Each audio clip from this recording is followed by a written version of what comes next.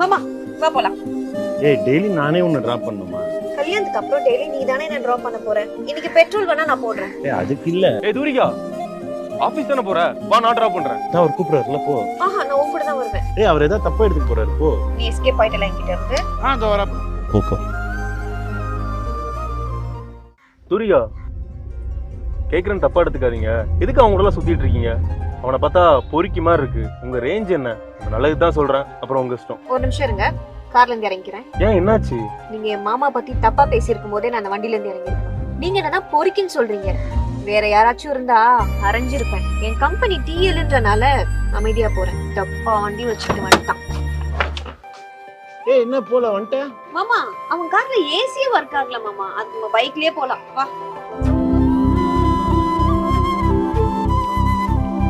இந்த எபிசோட நீங்க ஃபுல்லா பார்க்கணுமா? அப்போ கீழ ஆரோ மார்க் கட்டற ப்ளே பட்டனை கிளிக் பண்ணி பாருங்க.